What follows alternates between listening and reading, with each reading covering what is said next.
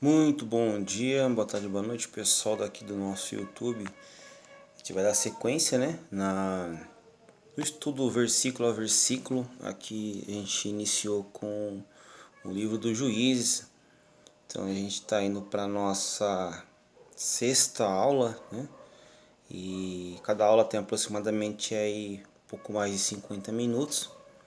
E como que consiste o estudo? A gente vai fazendo a leitura, né? Trechos, versículo a versículo, e aí a gente começa fazendo o entendimento, né? Que é a interpretação de texto. Então o método que eu estou usando aqui, né? Tanto para interpretar o texto, você pode estar usando essa técnica tanto para interpretar texto bíblico, como também para interpretação de textos, para concurso público, para o Enem, para prova, né, provas na escola, né? Que é o que? Que você vai, consiste em você vai precisar. Você vai estar usando a sua Bíblia, você vai estar usando um caderno, né? Que a gente tem, levantei agora, né? Tá com cara de sono. E o caderno na mão, caneta, duas cores de caneta, né? Uma azul para fazer anotação e a vermelha para estar grifando. Dicionário da língua portuguesa e um dicionário bíblico também do lado, também para você estar pesquisando as palavras que você acha um pouco mais difícil. De repente a gente passa despercebido aqui na hora durante a gravação, durante a nossa comunicação. Então você vai anotando para você fazer a sua pesquisa particular. As palavras de repente você achar um pouco mais difícil. No capítulo, o que você vai fazer? Que você vai anotar você vai, conforme a gente vai lendo, né, versículo por versículo, as palavras que você achar que conforme elas forem se repetindo, você vai anotando todas as palavras que foram repetidas.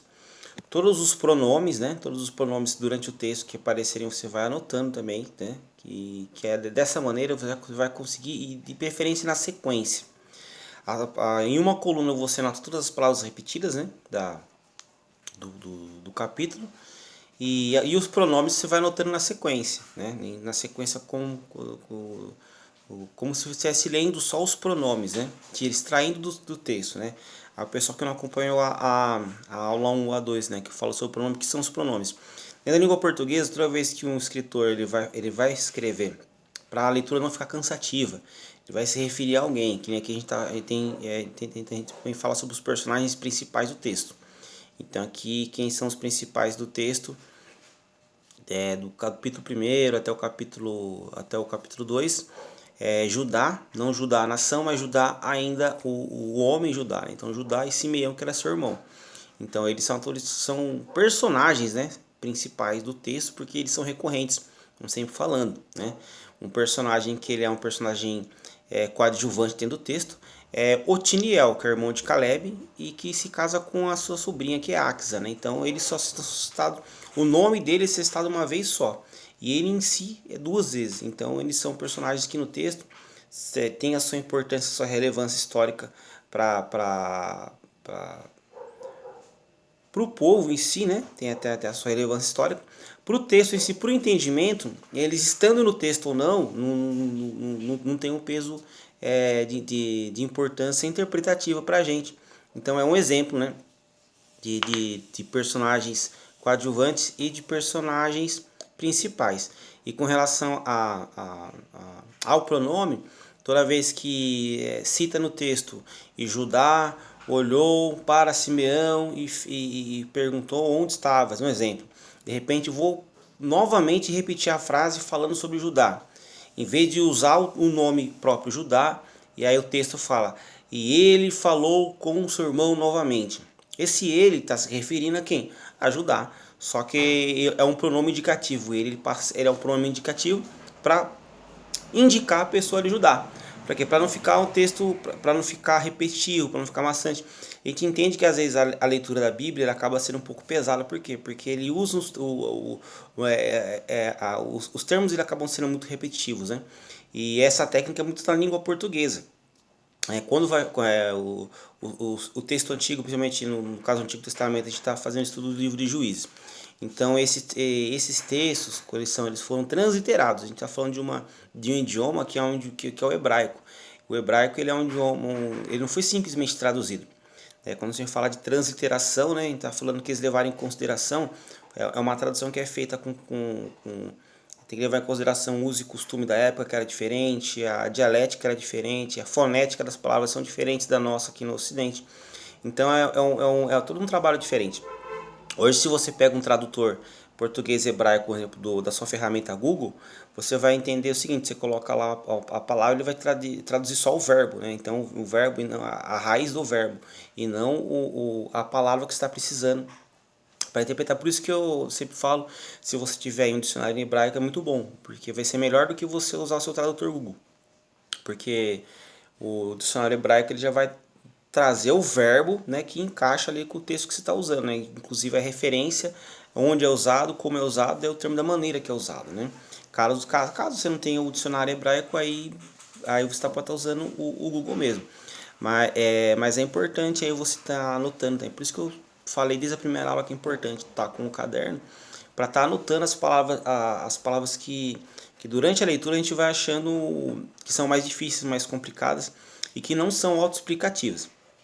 Que nem o texto, dentro da leitura da Bíblia, a gente vai encontrar muitas passagens que são autoexplicativas. Que é isso?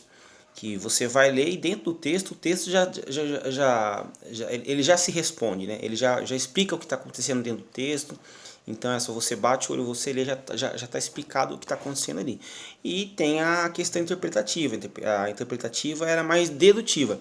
Se você faz a leitura, só que se você não tomar se você não buscar mais conhecimento, você não tiver ali, claro que a gente também costuma sempre falar também, que toda vez que se trata da palavra de Deus, que a gente vai buscar um conhecimento, que a gente vai ler, né, a Bíblia, é importante fazer o conciliamento do que da oração junto com a palavra, né? Porque quem ilumina o nosso entendimento para a leitura da Bíblia, para o ensinamento, é o próprio Espírito Santo. Então, desde a primeira aula que a gente está falando, que é importante, né? Você ter as suas ferramentas, né? Hoje aqui para aula, nossas ferramentas são o quê? O caderno, caneta de duas cores, caneta azul para estar anotando, caneta vermelha para poder estar fazendo as anotações. A Bíblia que eu estou usando é a João Ferreira, usando aqui a versão aqui com a letra um pouco maior, por causa da minha vista, né, para enxergar melhor. Se tiver o dicionário da língua portuguesa, um dicionário bíblico também é muito bom. Concordância, né? A concordância bíblica, né? De repente você, ó o caminhão aí passando aí. Concordância bíblica, você que não tem uma concordância bíblica ou não sabe o que é concordância bíblica, geralmente ela vem no final, né, das Bíblias mais antigas, ela já tem. Então são palavras-chave que tem os versículos que aquela palavra-chave tem algum tipo de similaridade, né? Então a concordância são versículos que corroboram, né, com a mesma palavra dentro da Bíblia, né? Então você geralmente, se você não tiver a concordância, o livro concordância, né, ele vem com as referências. Geralmente a Bíblia mais antigas ela tem. Lembrando que a Bíblia que a gente está usando aqui é a Bíblia João Ferreira, ela é a Bíblia que nós usamos protestante, né? Então o pessoal que chegou aqui agora, né, em alguma das aulas a gente também fez comentou, né, sobre as duas versões das Bíblias mais comuns, né, aqui no Brasil, né, que é a versão João Ferreira, né, que ela vem sempre sendo atualizada, né, se não me engano, ela tem as suas atualizações, pelo menos nas duas últimas décadas, elas eram correções anuais, se eu não me engano, agora não sei como que está, de repente com relação a pontos e vírgulas, né, alguns maneiras de interpretação, né, interpretativa, né, que a gente está falando aqui, né, o Antigo Testamento que foi escrito em hebraico, o Novo Testamento em grego, então são línguas mais antigas, né, e então é feito o processo de transliteração e na sequência é feito o processo de tradução, né, então e nesse meu tempo, assim, eu tenho aqui uma linguagem aqui, uma versão de 1969, né, que é uma versão que um pouco mais antiga, né, um pouco mais próximo do original, né.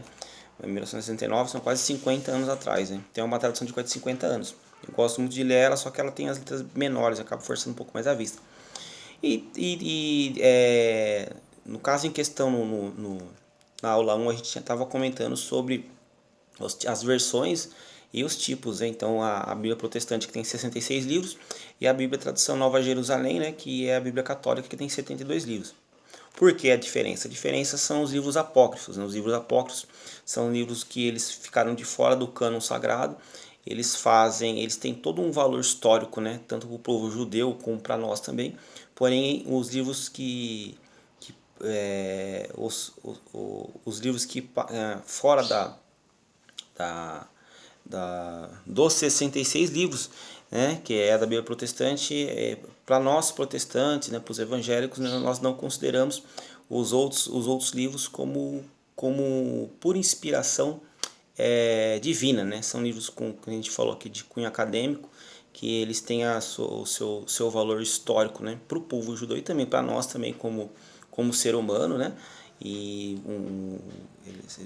de valor de ensino, de aprendizado, mas porém não tem inspiração divina, né? Então eles não entraram no cano protestante, são somente no cano católico, né? E bom, aqui o método que a gente vai estar estudando aqui, ele indifere, né? Independente se você for católico, se você for protestante, se você é kardecista, não importa o tipo, o evangélico, o tipo de evangelho, lembrando que também, né, o evangelho segundo Kardec também ele tem diferença também do evangelho que a gente vai estar falando aqui. No caso, a gente não está falando de evangelhos, nós estamos aqui falando de Antigo Testamento. Então, e esse ensino versículo a versículo, né, essa extração de interpretação, né, tirando ali o núcleo, né, dos versículos, esse método que eu falei no começo, dá para estar usando em qualquer tipo de texto, tanto tipo no concurso público como no texto na escola, a noção de interpretação. O que é sempre importante só frisar qual que é o nível de leitura que a pessoa está, né? Para você entender se ela está no nível iniciante, está no nível intermediário, ou se a pessoa já pratica o nível avançado de leitura. Para poder identificando qual que é o seu nível de leitura, você vai conseguir identificar melhor e também aprimorar melhor o seu método para interpretação. Então, todo o início de aula eu procuro dar essa introdução para ficar mais claro para as pessoas também. E, né, enfatizar também que não importa a maneira também como, né, não importa só a fé, não importa a maneira também, o tipo, né, da Bíblia que você que você tem aí. O método, você consegue aplicar para qualquer livro, né? E só que como a gente está usando que é João Ferreira, se você tiver João Ferreira, vai ser melhor para você estar acompanhando, para a gente fazer a leitura junto aqui, inclusive com as palavras, né? Vou ter que procurar uma palavra, as palavras que de repente a gente tiver que procurar juntos, vai ficar mais fácil para a gente fazer o acompanhamento aqui, né, do nosso estudo aqui. Bom, então, o capítulo 1 e o capítulo 2, né, a gente levantamos algumas questões também, né, o capítulo 2, lá no versículo 6, que fala sobre quando Josué ele despede o povo, né? Só que no capítulo 1 Josué ele já tinha morrido. E no mesmo capítulo 2, no versículo 7, ele vai estar enfatizando a morte de Josué. E o porquê, e por que fica mais enfática a morte de Josué no versículo 7? Porque ele já está falando, já cita o nome do pai, e ainda por cima também mostra também a idade que ele morreu, né, que foi com 110 anos. E lembrando que a importância, né, histórica, né, de Josué, né, Josué como um general de guerra, e o porquê, né, quando lá no versículo 1, no capítulo 1, quando diz que ele morre, e o povo começa a questionar, né, lembrando que aqui a liderança é uma liderança teocrática, né, eles ainda não Israel não é nação ainda, né? E aqui a gente vê o nascimento também de um outro rei, o reinado também de uma outra dinastia também que é Judá, né? Lá no livro de 2 Crônicas, a partir do capítulo 15, capítulo 16 em diante, a gente começa a entender ali, ficar um pouco mais claro, né? O reinado Judá, a dinastia Judá. Aqui a gente, toda vez que a gente subentende o termo Judá, a gente está falando sobre o homem Judá, a pessoa Judá, né? Um das tribos, das 12 tribos. Tanto é que o capítulo 1 ele vai falar para a gente assim, sobre as vitórias das tribos de Judá. E a indagação lá do capítulo 1, estou fazendo só dando esse pano de fundo, né? Esse plano de fundo para você que está chegando agora. De repente você não assistiu a primeira aula, então o que eu falo para você, você pausa aqui a sexta aula, volta lá para a primeira e começa a assistir e faz o curso com a gente completo, né? Vai assistindo completo, né? São aulas de mais de 50 minutos, né? São aulas longas, então a dica que eu dou é o seguinte, de repente você está sem tempo, para ouvir as aulas, então o que você vai fazer, em vez de você assistir, está sem tempo, você está no metrô, vai pegar o ônibus para o trabalho, você coloca no seu fone de ouvido e vai acompanhando via áudio, né? Você vai acompanhando via áudio para você não perder. O que acontece? Eu costumo dizer que são alguns links teológicos, né? Que são algumas sacadas que eu vou soltando aqui durante a videoaula, que eu não vou soltar a minutagem que eu falei, mas a pessoa precisa assistir a aula toda para ela poder pegar e anotar, né? Mas no decorrer da aula a gente vai avisando. Que nem é uma sacada muito boa também, que a gente, agora eu vou repetir ela, né? Se você quiser anotar, você anota aí, que é um método para você identificar quando a pessoa é alguma pessoa famosa dentro da Bíblia, naquele período, se ela foi um homem de fama, se ele foi uma pessoa rica, a família teve posses. Então, toda vez que na Bíblia sugere, né, que fala o nome do pai e fala o ofício da pessoa que ela fazia, essa pessoa era uma pessoa muito rica, ou a família era muito rica, ou é uma pessoa de valor extrema, de com um poder histórico muito grande, né, para ali para o povo daquela época, né, no caso o povo em questão, que a gente vai estar estudando o povo do Senhor, o povo escolhido, que é o povo de Israel. Então eles tinham de igual importância dentro da Bíblia e um valor histórico, né, grande para o texto. Por que é importante você identificar? Porque provavelmente essa pessoa que está sendo acentuada é um personagem principal. Lembra que a gente estava falando sobre interpretação de texto? Então a gente fala sobre personagens principais dentro do texto, para a gente ficar situado e como conseguir, né, absorver melhor o texto. Para você fazer a leitura do texto, fazer a absorção melhor do texto, do conteúdo do texto, é importante saber qual é o tipo de texto que a gente está lendo, se é um texto que ele é de valor histórico, né, que é o livro de Juízes, tem muita história, né? É um livro histórico, né? Então a gente conseguir fazer a leitura, entender o que está acontecendo, separar os personagens principais dos personagens coadjuvantes. Lembra que a gente comentou também sobre filme, né? O filme coadjuvante tem o ator principal. O principal ele aparece mais vezes e o coadjuvante aparece uma vez ou talvez nem cita o nome dele. Então é importante identificar também, né? Teve uma parte no texto aqui, lá no capítulo 1, versículo 26, que cita um homem, não cita o nome dele, né? Mas a ação dele que ele fez. Ele ajudou os espias dos israelitas a entrar em uma determinada cidade, né? Se não me engano foi Hebron. Ajudou eles a entrar e os espias com os soldados, quando eles entram ali dentro, naquela cidade, eles matam todo mundo à espada. Quem que eles poupam? Só aquele homem que nem aparece o nome dele, a Bíblia não cita o nome dele, e a família dele. Não cita o nome da família nem o nome dele.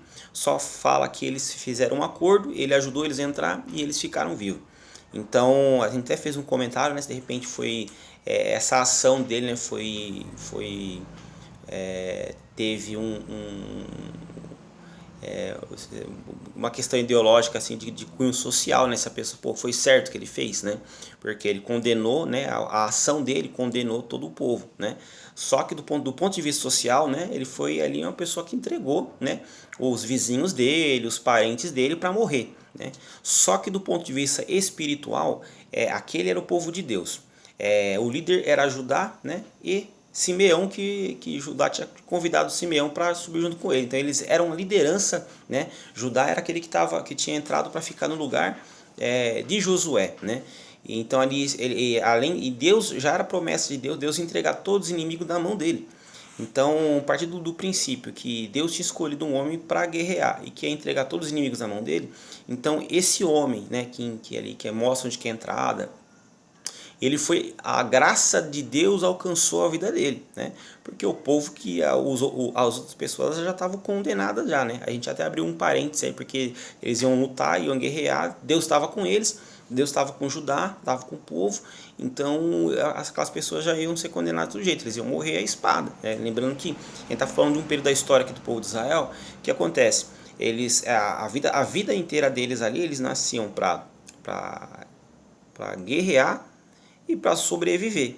Então eles passavam a maior parte da vida deles tentando sobreviver, buscando fonte de alimento, buscando recurso e guerreando, né? Ou eles guerreavam entre eles, ou eles guerreavam com outro povo. Lembrando que o povo eles eram o povo de Israel, né? Nesse período a gente fala de um povo seminômade, né? Então que eles usam o que o nômade faz? Ele vai se adequa numa região e ali ele vai exaurindo ali os recursos, né? Então vai pescando os peixes do riacho, vai plantando até a terra parar de produzir, o animal consome ali o pasto. Aí quando seca, o pasto seca, o rio, você faz a pesca predatória, que você vai pescando, pescando e não aguarda a desova do peixe. O que acontece? O rio fica morto, não tem mais peixe. Seca os campos, não consegue mais pescar. Então, em vez de eles corrigir esses problemas, o que o nômade faz? Ele abandona aquela terra e vai para uma outra terra. Aí tem entra a questão da promessa da terra prometida. O que é a terra prometida? A terra prometida é a terra que mana leite e mel, né? Que era para o povo de Israel. É uma terra com recursos infinitos que nem ia acabar, era muito recurso. Eles podiam ali estabelecer a sua cultura, podiam ficar ali estabelecer criar os seus filhos, né? Criar os seus rebanhos, né? E não precisavam mais ficar migrando de um lugar para outro. Por isso que o povo estava sempre em guerra. Você imagina se fosse nos dias de hoje, sempre chegar um pessoal diferente no seu portão e não só batendo pedindo comida, mas querendo pular o seu portão e entrar, né? Então você está sempre em guerra, né? Sempre chamando a polícia, né? Naquela época não tinha polícia, então eles tinham que lutar entre eles, né? Então eles traçavam muitas guerras.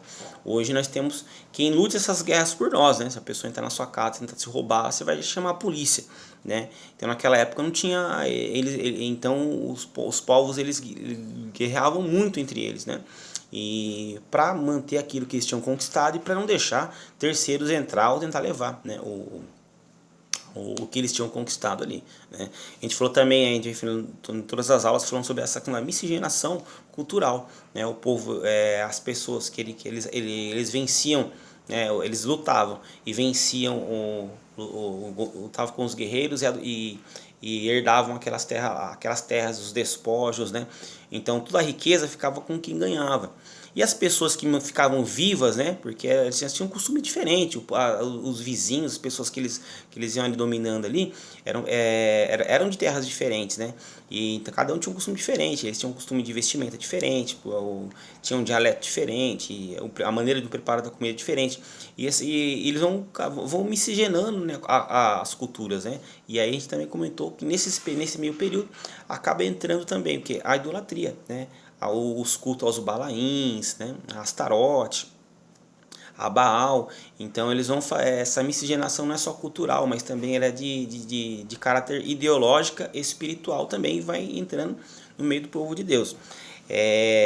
A gente aprendeu também, né? A gente fez aqui na leitura também no capítulo 2 a seguir, que Deus ele procura a sua manifestação teofânica, né, que é Deus se manifestando, né, é uma forma divina de maneira de modo angelical, né, em aspecto angelical, se manifestando para o povo, né?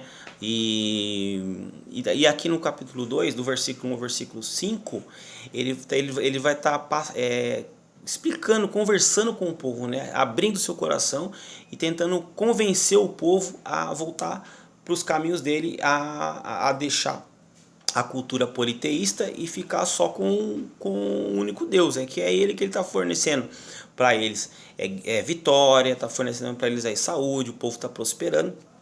Só que eles têm esse pé na idolatria, né? Que a gente vem sempre falando. O israelita, aqui nesse período histórico, ele vive com o pé na idolatria. Ele não consegue deixar, né, os dogmas religiosos dele, essa doutrina politeísta dele. Ele não consegue abrir mão, né? Ele quer estar com Deus, né? Quer ter a prosperidade de Deus, mas eles não querem abrir mão dos deuses dele, da idolatria deles, porque pela miscigenação idólatra que tem naquele período, e também por apego emocional, né? Foram os deuses que o fulano tinha, o pai tinha, e eles ficam com esse apego emocional. Da mesma maneira que Deus ele se apresenta e se expõe, né, o seu sentimento que ele está sentindo ali para o povo, aqui no capítulo 2 a seguir. E aí o povo, a reação do povo, né, o povo chora, se arrepende, faz um sacrifício, conserta ao Senhor, Deus perdoa e Deus é com eles. Porém, a gente até questionou também aqui foi o período que aí Deus, que Josué dispensa o povo, né, para cada um para sua herdade, para sua terra de herança. Porém, a gente também questionou também se o capítulo 2, aqui do versículo 1 ao 6, se ele está dentro da cronologia bíblica, né? Do meu ponto de vista, o versículo 1 ao versículo 6, ele deveria estar antes do capítulo 1, né? Porque lá no capítulo 1 Josué já morre, né? Aqui ele volta à vida, e na sequência do 7 em diante aqui a gente está falando de um Josué que já faleceu, né? Mas até aí tudo bem, né? Esse aí foi um assunto que a gente levantou na outra aula, não foi outra questão. E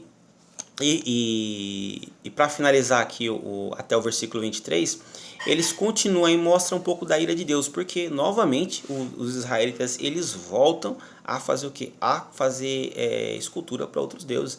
E aí mostra aqui, relata aqui a ira de Deus, né? Deus fica irado, revoltado com os israelitas, né? E começa ali a sessão dos castigos, né? Então agora eles lutam, pecam, fazem conserto, lutam, pecam, fazem conserto com Deus. Então parece que fica meio que eles se acostumam, né? Deus ele estende a mão com misericórdia, e eles se acostumam em pecar e pedir perdão através do sacrifício de cordeiro, né? E também comentou também o fato de Deus ter ficado enjoado, né, de ter recebido tanto sangue de cordeiro, de uma maneira o perdão dos pecados ele foi imposto de uma maneira que seria a pessoa pecou, então tem uma maneira dela expiar o pecado dela, mas não que seria regra, né? Então seria para toda hora que a pessoa pecar, né, fazer um sacrifício ali. Só que o povo já estava acostumado, né?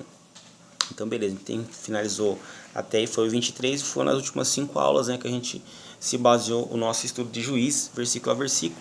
A gente vai seguir com a leitura do capítulo 3, tá? Se você, agora estão batendo 26 minutos de aula, se você me acompanha até aqui, se você já é inscrito no canal, se você já é inscrito no canal, você já curte no botãozinho de like e já deixa o seu comentário na caixa de comentário. Aí você já deixa a sua pergunta, o seu comentário, o que você achou da aula expositiva. E se você está me ouvindo até aqui e você não se inscreveu, você clica no botão de se inscrever e você clica no sininho, tem as notificações, você clica em todas. Quando você clica no sininho e quando você interage na caixinha de comentário, quando você clica no gostei ou no não gostei, você está mostrando para o robô do YouTube que você está sinalizando que você está gostando ou não. Então é importante porque a sinalização negativa ela me ajuda a filtrar melhor o conteúdo e melhorar até mesmo o tipo de produção, né? Como que a produção, como que vai abordar os temas, né? A melhor me ajudar a escolha dos temas também. E caso você esteja gostando do conteúdo, vai ajudar porque o YouTube ele vai entender que o meu conteúdo ele é relevante e vai entregar para mais pessoas que também gostam do mesmo conteúdo. Para quem quer indicado o conteúdo daqui do canal, os vídeos que a gente está postando, para todas as pessoas que são professores de escola bíblica dominical, você que é aluno, você que é amante da Bíblia, você que está começando a ler a Bíblia e tem dificuldade para entender e interpretar, você lê e não sabe o que você está lendo, não consegue entender o que está acontecendo. Então é por isso que a gente está passando as técnicas interpretativas, né? E também, de repente, você que caiu aqui de paraquedas também, você é estudante universitário, então está se preparando aí para o vestibular ou para algum concurso público, né? Lembrando que as questões interpretativas, né, as questões de interpretação de texto, elas têm um valor maior dentro da avaliação, né, do vestibular, seja para a universidade, para federal ou para concurso público. Então você vê a importância de você ler e interpretar o texto, né? Então aqui as técnicas que a gente está passando aqui, que são técnicas de interpretação de texto, você pode estar aplicando no seu dia a dia também, tá? Mas então esses são os tipos de pessoas que são indicados à nossa leitura aqui. Toda vez que eu fazer a leitura, eu vou fazer 3 perguntas: quem, onde e por quê. Então essas perguntas elas vão me ajudar, anota aí, você que ainda não anotou, anota no seu caderno. Quem, onde e por quê, né? Já anota em vermelho já. E você vai fazer esse questionamento parágrafo por parágrafo. Toda vez que a gente vai parar, eu vou ler alguns versículos, mas quando a gente vai parando nos parágrafos, você olha para o texto, lê o texto e faz a pergunta: quem? A quem está se referindo? O texto vai estar se referindo a quem? Por que ele está se referindo àquilo ali? E onde, né? Para entender a situação, ou a situação geográfica, ou porque está fazendo a menção, a referência àquela pessoa. Por que é importante você identificar, né? Você vai conseguir identificar os nomes que estão que aparecem com mais frequência, né? Que são repetidos né? Se forem nomes próprios, a gente já entende que são personagens principais. E se forem aí os nomes que aparecem uma vez só e depois não aparecem mais no texto, são os nomes dos personagens coadjuvantes, que é importante identificar quem são eles.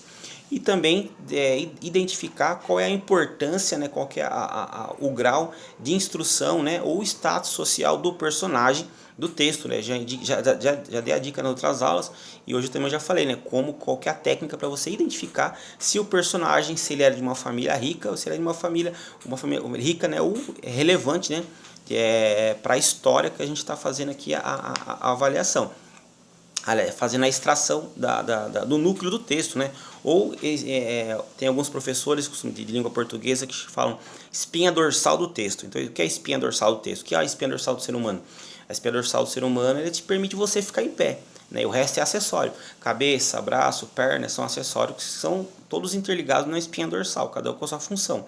Então, quando a gente fala da espinha dorsal do texto, é o núcleo do texto, né? Aquilo que dá sentido ao texto, né?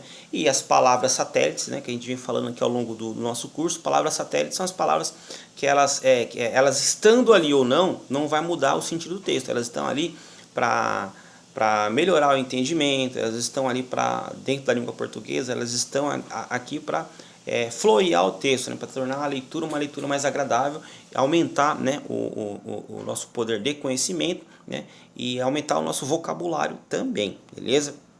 Então, as palavras as que forem começar a repetir, você vai anotando do lado, os nomes dos personagens que você já identificar, você já anota, para depois para você fazer a sua pesquisa particular, para aumentar, né, o seu vocabulário e aumentar também o seu conhecimento. A gente vai começar a leitura, já falei, até o versículo 7.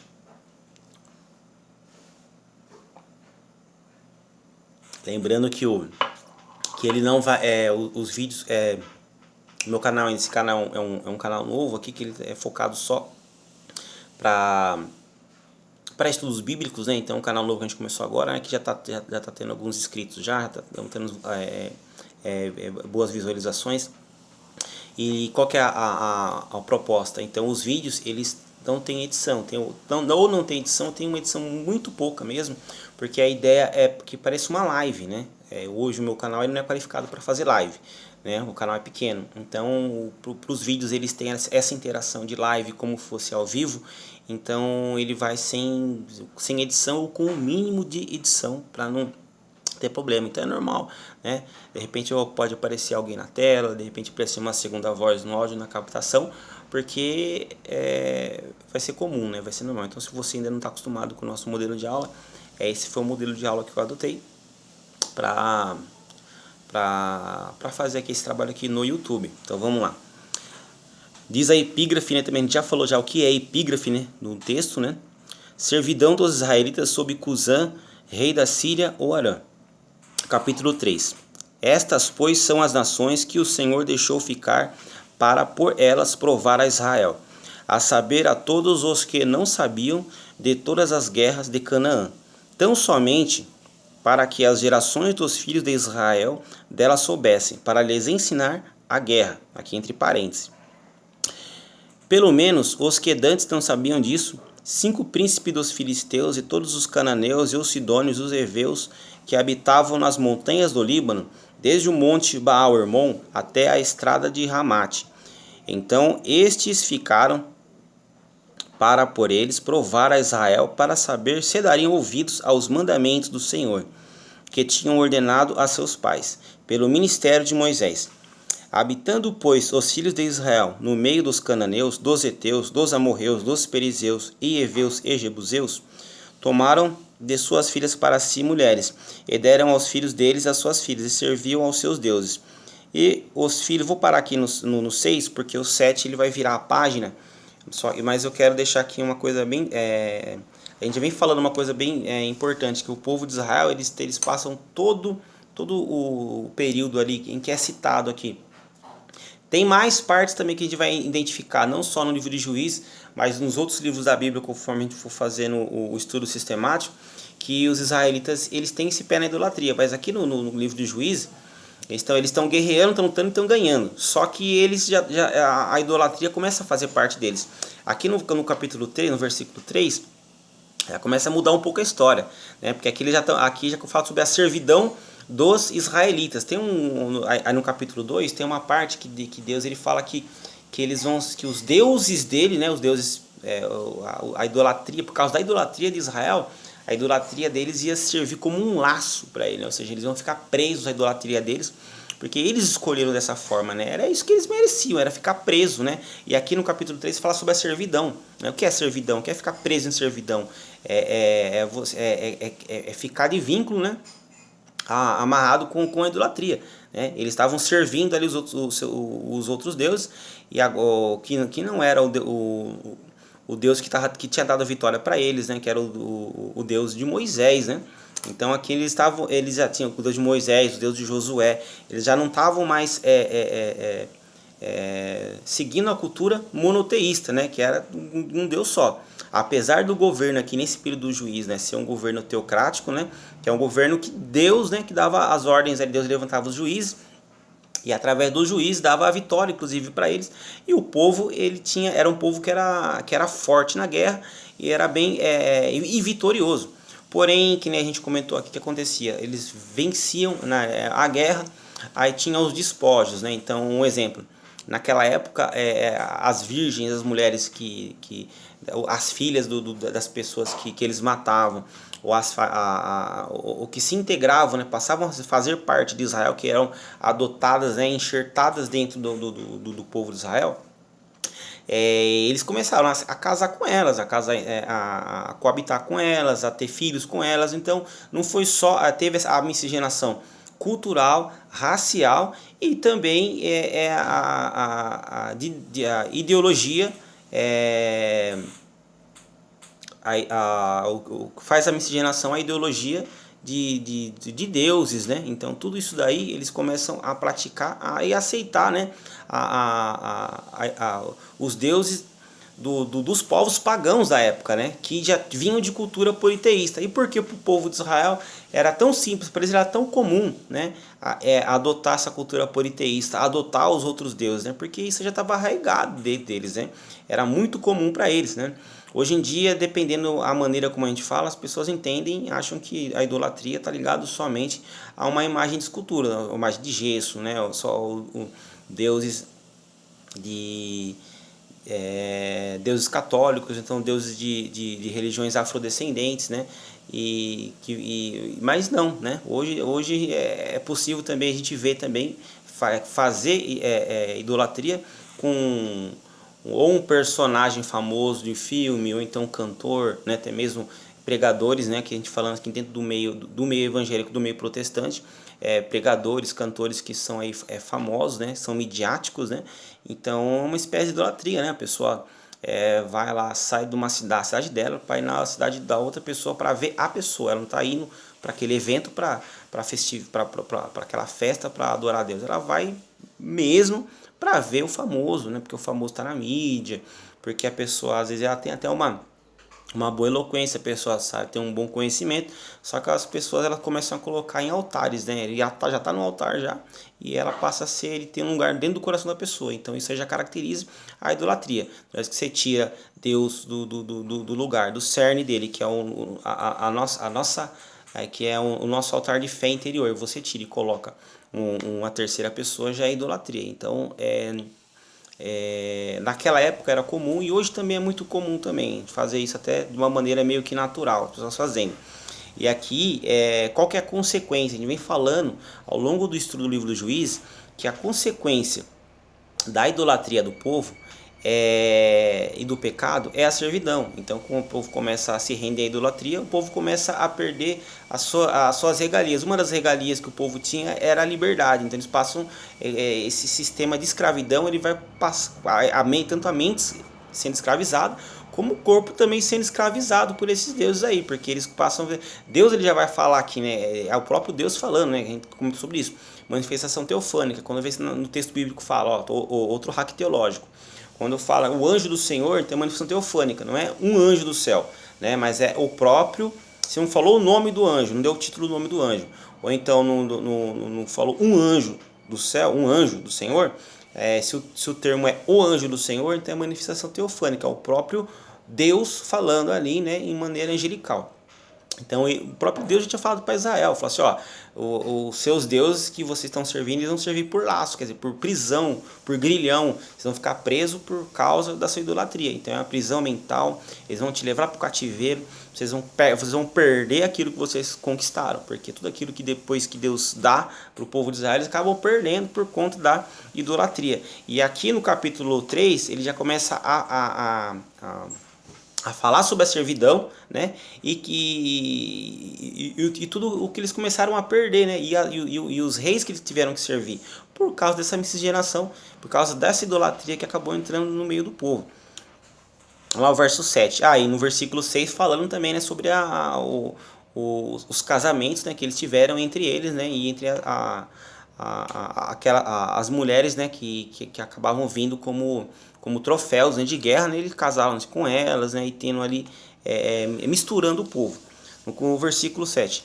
E os filhos de Israel fizeram o que parecia mal aos olhos do Senhor, se esqueceram do Senhor, seu Deus, e serviram aos Balaíns e a Astarote. Então a ira do Senhor se acendeu contra Israel, e ele os vendeu na mão de Cusã Risataim, rei da Mesopotâmia. E os filhos de Israel serviram a Cusã Risataim 8 anos. Então aqui, esse aí, até o versículo 8, a gente vai ver qual que foi a consequência da idolatria do povo de Israel. A consequência da idolatria, que Deus ele permitiu que o povo fosse vendido como escravo.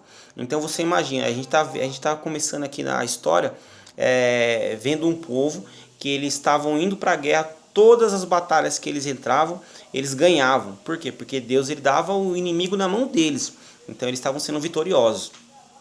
E eles estavam aumentando o território, eles estavam ficando enriquecendo, né? A gente viu aqui o Caleb que ele oferece, ó, quem derrubar Sidom, eu vou dar minha filha como esposa, que era a Axa, né, que a gente leu.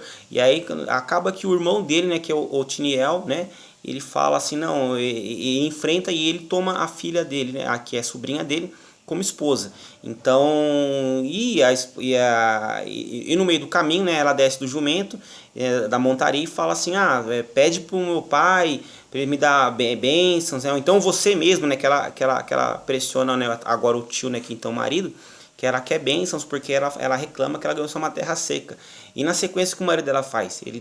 Ela pede fontes de água, né? E o marido dela falou que ele dá fontes de água superiores e fontes de águas inferiores. Então o que ela ganhou? Ela ganhou terra com nascente de água, com cachoeira, foi o presente que ela ganhou. Então eram pessoas ricas de posse, então eles já estavam constituindo, né? Inclusive mais para baixo, Caleb ele recebe, né, Hebron, né, como herdade. E os filhos de Israel, né, ali no final do versículo, no capítulo 2, ali no versículo 5 e 6, né, quando Josué despede o povo, cada um vai para a sua herança, ou seja, para a terra que é sua. Então cada um tem a sua casa e a sua terra que eles plantavam.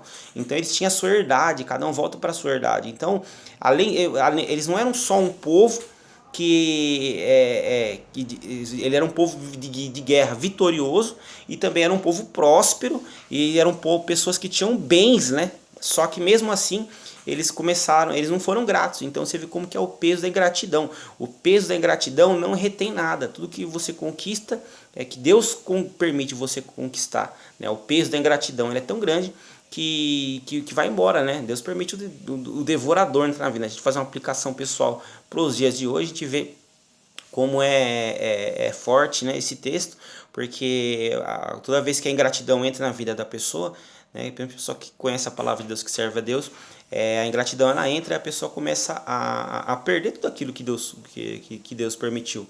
Que a gente entende, nós que somos cristãos, a gente entende que existe a vontade permissiva de Deus. Então se você ganha, Deus permitiu, e se você perde, Deus permitiu. Existem uma série de consequências, que nem aqui o povo de Israel, que eles perderam porque Deus permitiu, só que eles mereceram perder, né? Eles perderam a liberdade, eles perderam as terras deles, e eles foram vendidos. Isso no decorrer, conforme a gente vai estar aqui estudando e aprendendo sobre a a questão histórica do povo de Israel, isso é uma coisa que vai acontecer, é comum acontecer dentro da Bíblia. A gente vai ver o povo ele tendo altos e baixos. Por quê? Porque o povo sempre passa toda a sua existência, né? Mas morre pai, cresce filho, e tem essa coisa da idolatria está sempre presente, né?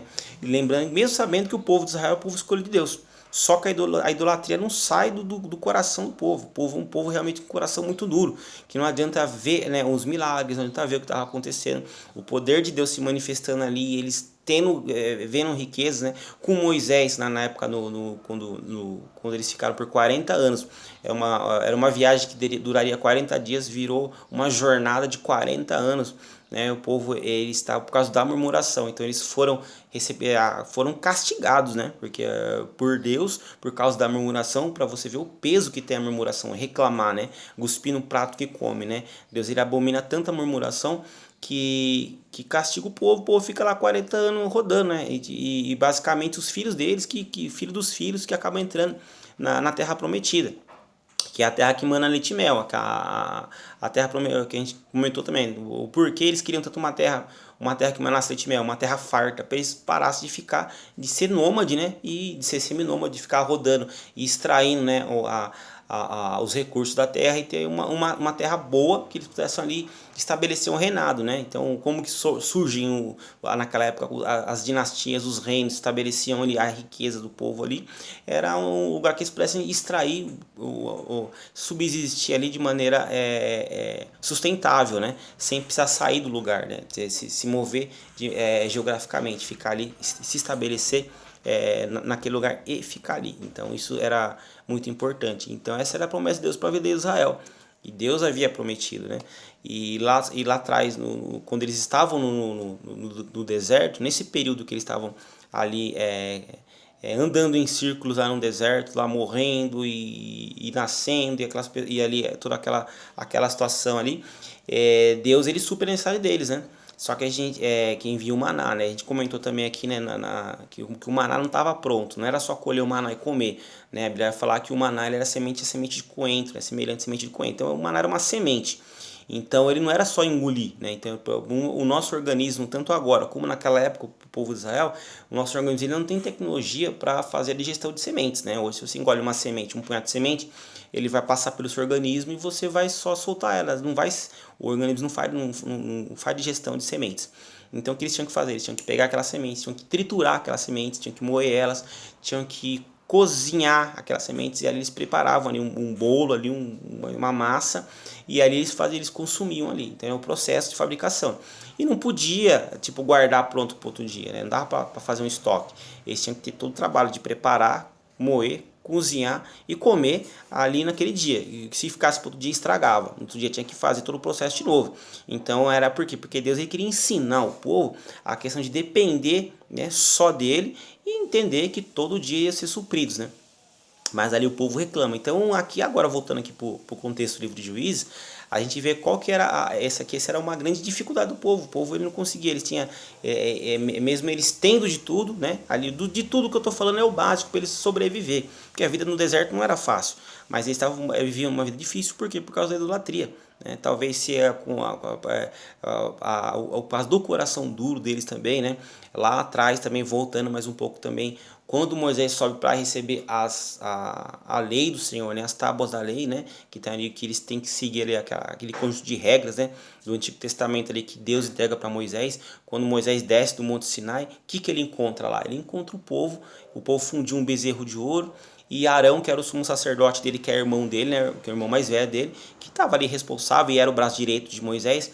Ele foi influenciado pelo povo, e na hora que Moisés questionou ele falou: não, o povo aí, ó, acabou, que me pressionou, e ele acabou deixando o povo fundir aquele bezerro de ouro.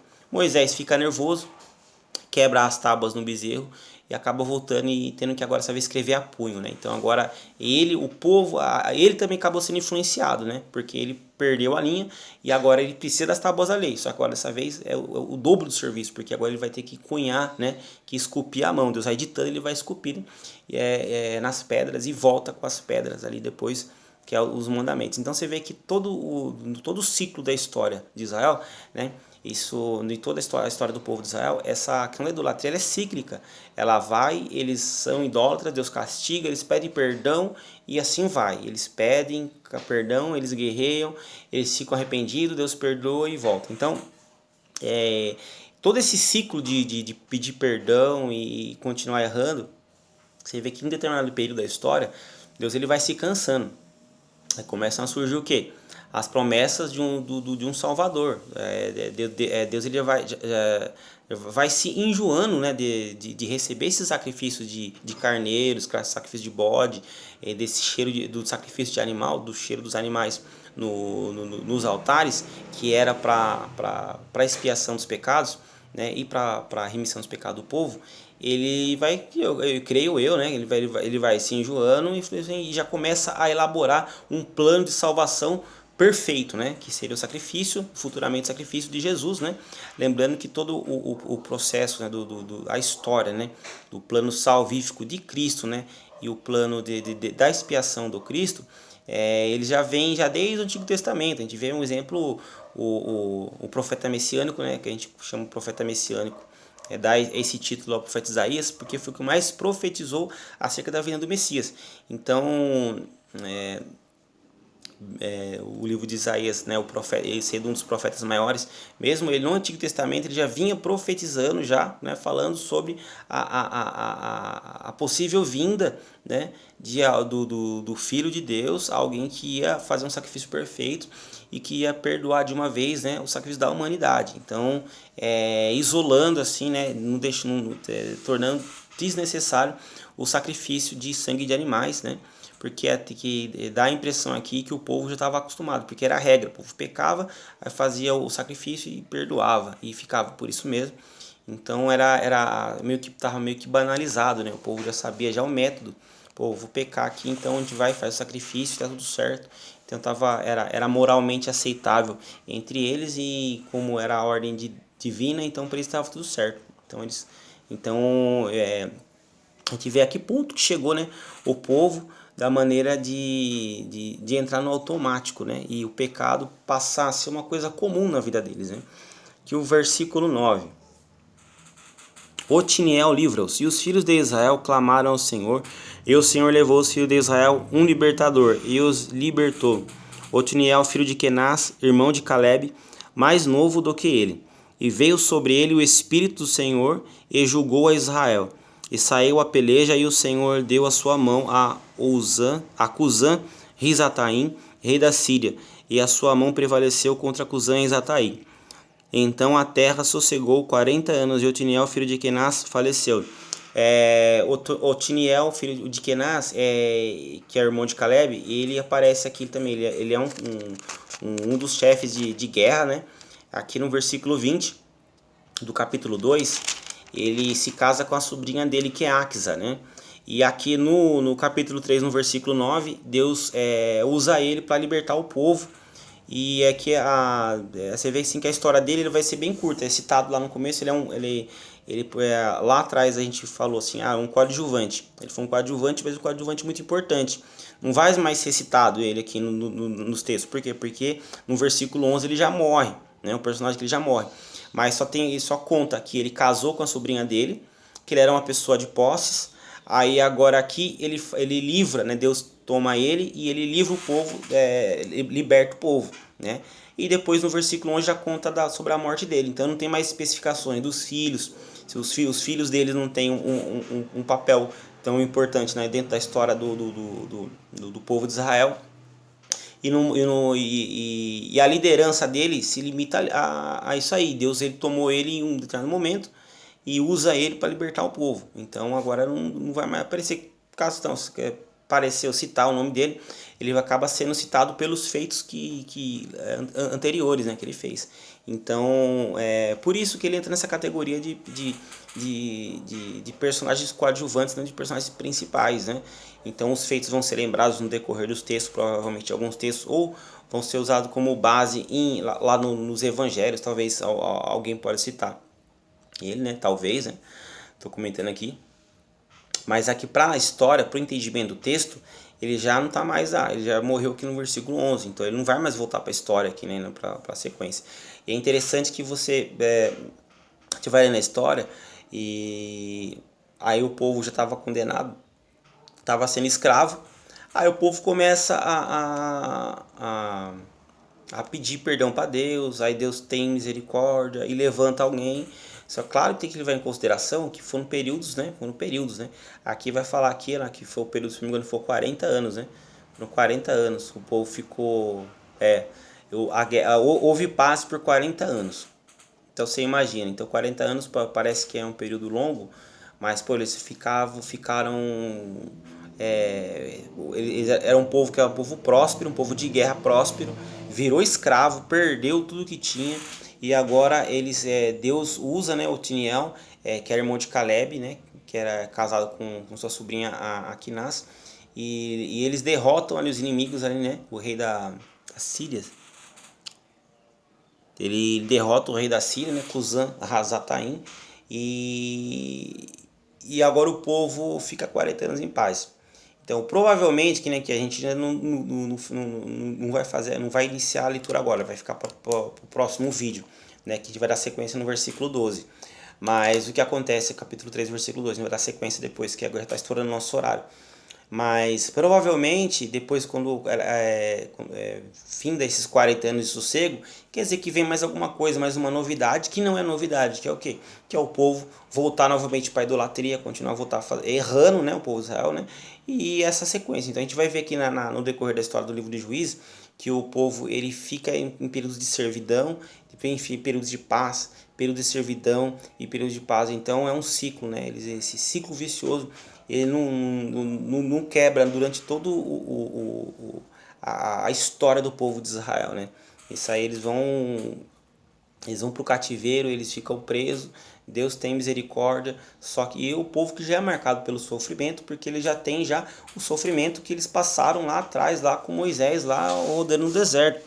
Só que o que acontece? O ser humano, quando passa muitos anos, né? Passou muitos anos que aconteceu isso daí, já perde o efeito moral, né?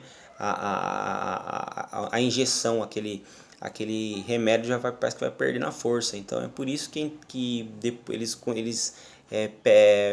voltam a errar, voltam ao movimento politeísta, né? Adorar vários deuses.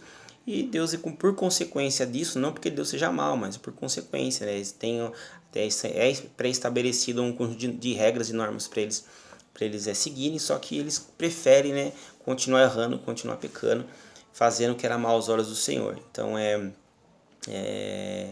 notório, né, que a gente vai lendo o texto e até a história vai se repetindo, né, e dá pra gente aplicar também para nossa vida no dia de hoje também, né, como a gente porque existem situações da nossa vida que Deus ele vai permitindo, vai abençoando e de repente a gente volta, né, a cometer velhas práticas, coisas que vão atrapalhar o desenvolvimento espiritual, né, e crescimento da nossa vida como pessoa, né.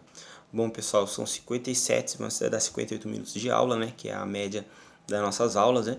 Então você que me acompanhou até aqui, você que está aqui acompanhou toda essa aula de número 6, se você não acompanhou as outras aulas, volta lá para a primeira, acompanha desde o começo, para você pegar o fio da meada, né? Para entender aqui o que nós estamos fazendo aqui, né? E esse curso, né,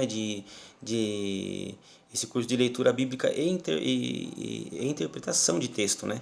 Então, durante as leituras, a gente vai dando aqui os hacks teológicos, a gente vai passando aqui os métodos de interpretação bíblica, né, para você que tem dificuldade para ler, né, e entender o texto que está falando. Então, são métodos e são ferramentas para você utilizar no seu dia a dia, tá? E, então, você que não é inscrito no canal, vou reiterar, você se inscreve aqui no canal, você clica no sininho, dá o seu joinha e deixa a sua pergunta, seu comentário, o seu questionamento aí na caixinha de pergunta.